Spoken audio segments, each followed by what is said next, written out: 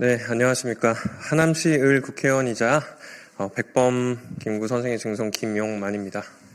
오늘은 김문수 장관이 지난 대정부 질문에서 백범의 국적을 묻는 질문에 중국인이라는 설도 있다라고 얘기한 것에 대해서 규탄을 하려고 온 자리고요.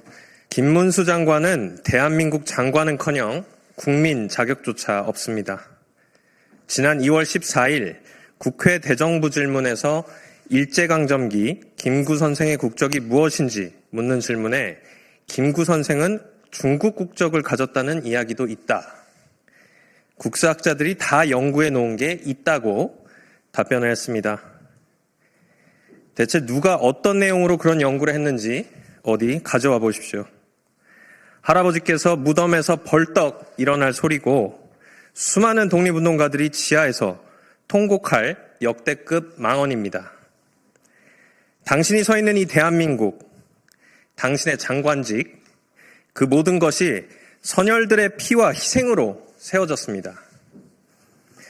당신의 발언은 일제의 국권 침탈이 불법임을 선언하고 임시정부가 정통성을 가진 유일한 합법 정부임을 천명했던 선열들의 노력과 독립운동의 역사를 정면으로 부정하는 반헌법적, 반민족적, 그리고 비상식적인 무지의 망언입니다.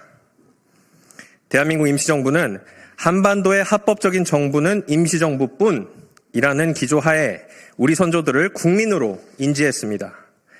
간토 대지진 한일 학살 당시 해외 거주 국민을 보호하기 위해서 일본 정부에 공식적으로 항의 서한을 보내고 대한민국 국민에게 여권을 발행하는 등 정부로서 역할도 수행했습니다. 그러한 대한민국 임시정부의 주석이 어떻게 중국 국적을 가질 수 있단 말입니까? 또 지난 환경노동위원회 인사청문회 때도 일제강점기 시기 우리 국민들의 국적은 일본이었다. 대한민국이 없었기 때문이다. 라며 대한민국 임시정부를 부정하는 망언을 내뱉은 적이 있었습니다.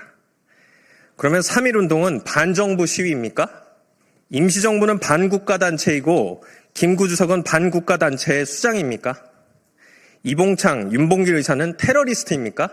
윤석열 정부 국무조정실도 지난 국감 당시 한일 병합조약에 대한 공식 입장을 묻는 질문에 정부는 한일 강제병합조약이 우리 국민의 의사에 반하여 강압적으로 체결되었으며 따라서 원천적으로 무효라는 입장을 그간 일관되게 유지했다고 저에게 직접 답변했습니다.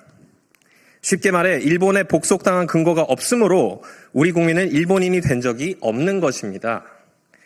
그런데 대한민국 장관이라는 자가 대한민국 임시정부를 부정하고 대한민국 정부의 입장과 반대되는 국익 저해 발언을 일삼고 있는 것입니다.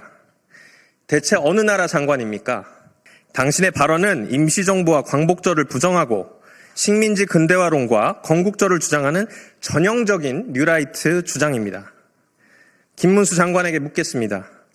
왜 자꾸 일본 국적, 중국 국적 운운하는 것입니까? 일본 국적 인정을 통해 우리 민족이 근대화할 능력이 부족했다.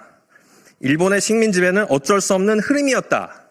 라고 얘기하는 뉴라이트의 주장을 변호하고 싶은 것입니까?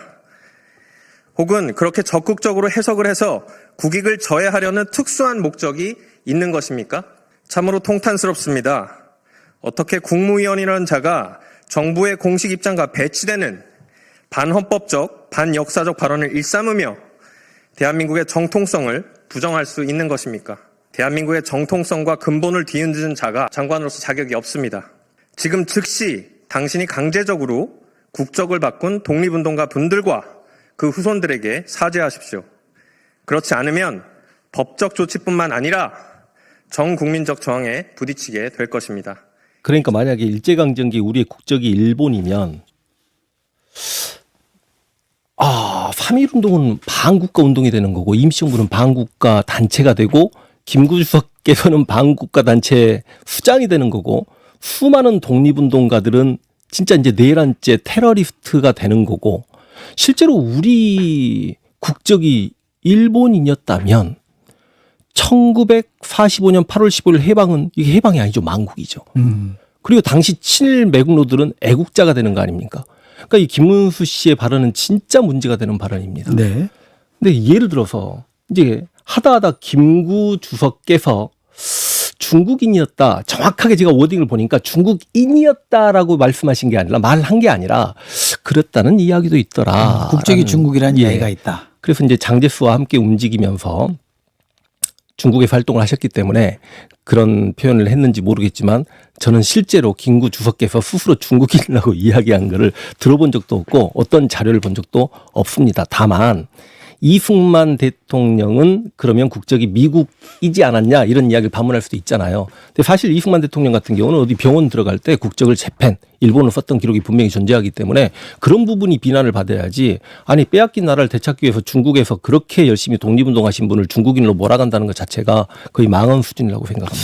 지금 소위 구구, 뉴라이트들이 죽이려고 하는 게 우리 역사에서 딱 세 인물이 있습니다. 3명이에요? 예. 네. 이게 이제 제가 아무래도 역사 전쟁을 그들과 치르다 보니까 그리고 저들이 젊은 친구들에게 잘못된 왜곡된 거짓 역사를 주입시키려고 하는 걸 좀 이제 연구를 했단 말이죠. 그 3명만 인터넷상에서 아주 여기저기서 호되게 까이고 있습니다. 그 3명이 누구냐면 첫 번째 세종대왕입니다. 세종대왕? 네. 아, 그래요? 그래서 이제 일반인들이 많이 모르지만 실제로 인터넷 찾아서 들어가서 아니면 유튜브 상에서 세종대왕을 검색해보고 세종대왕하고 노비를 연관시키면 세종대왕이 정말 상처를 너무 많이 받습니다.